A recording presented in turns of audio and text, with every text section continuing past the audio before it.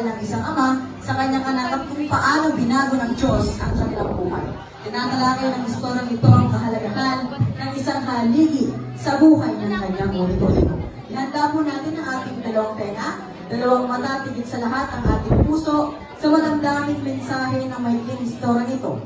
Halika tuhayin natin ang kwento na pinamagatang ang alay na pag-ibig ng tatay ko.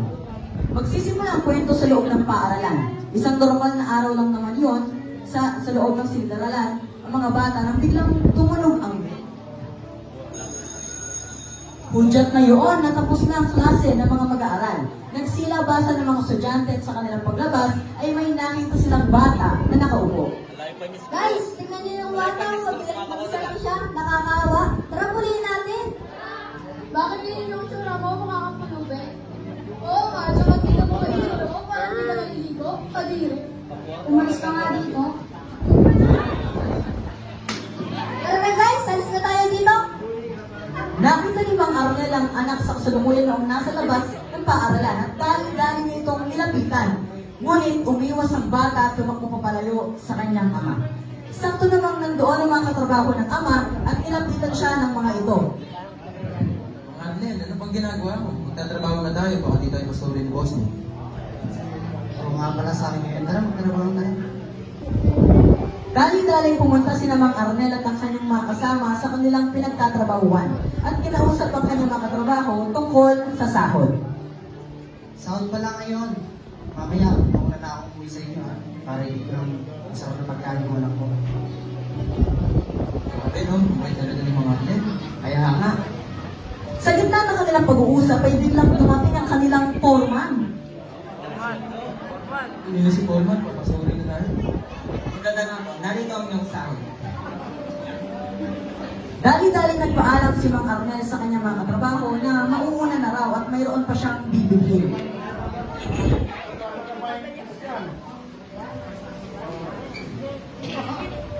Umuwi si Mang Arnel sa kanilang bahay, bitbit nitong pagkain na binili niya para sa kanyang anak. Nak, nandito na ako. May dala akong pagkain para sa'yo.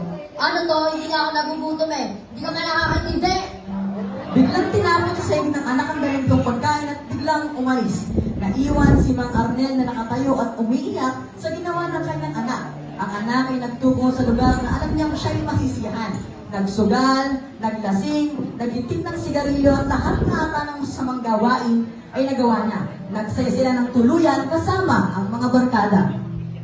Oh, shot. Cheers! Oh. Ngunit sa hindi inaasang pangyari, ang kasiyahan ay nauwi sa hindi pagkakaunawaan at pinagbubugbog nila ang anak. Ang hirap mo nga nga. Tara nga, bugbungin na nga natin ito.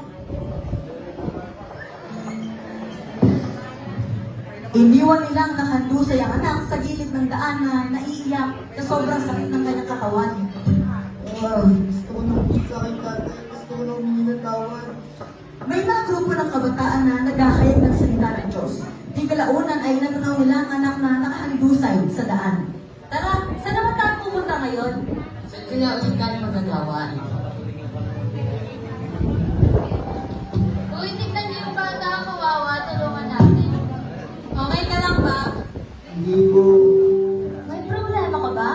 Opo, pinagpupo ako ng aking mga barkada.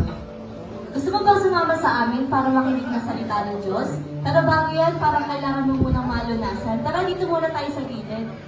Sa kabilang dako naman ay may mga grupo ng katatayan na kumahayo din naman. Maraming bahay na ang kanilang napuntahan, ngunit ni isa ay walang tumanggap sa kanila. Gusto niyo po ba makarinig ng salita ng Diyos? Hindi po. Gusto niyo po ba makarinig ng salita ng Ay, wag na. Gusto niyo po ba makarinig ng salita ng Busy kami ngayon. Ayaw mo namin. Hanggang sa natanong nila sa di kalayuan ang mga manggagawa na abala sa pagtatrabaho. Ayun na, magbaka sakali tayo. Gusto niyo po bang makarinig na salita ng Diyos? Ako, hindi kami interesado dyan. Nakaalis na nga. Alam may ginagawa kami. Ano yan?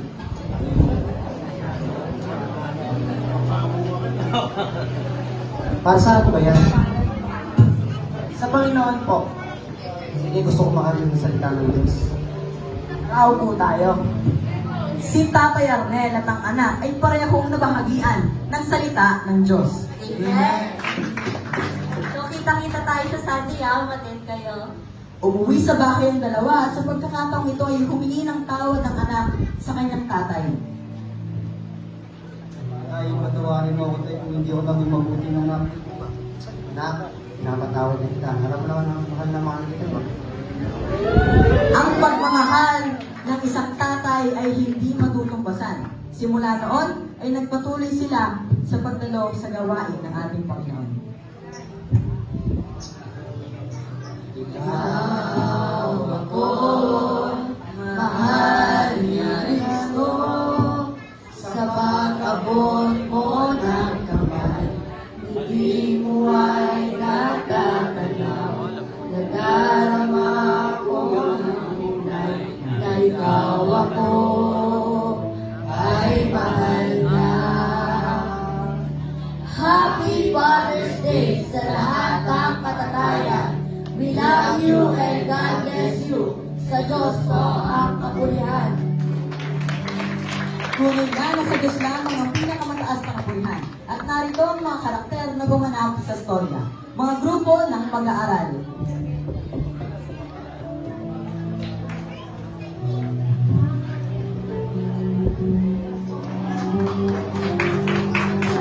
Grupo ng trabahador at si Foreman. Ang tindera.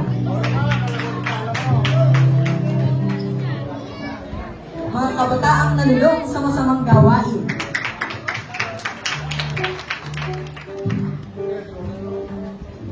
Grupo ng katatayan. Grupo ng kabataan. Jericho bilang batang anak. At higit sa lahat, ang magtatay. Yun lamang po ang aming presentasyon sa Diyos ko ang pinakamataas na kapurihan.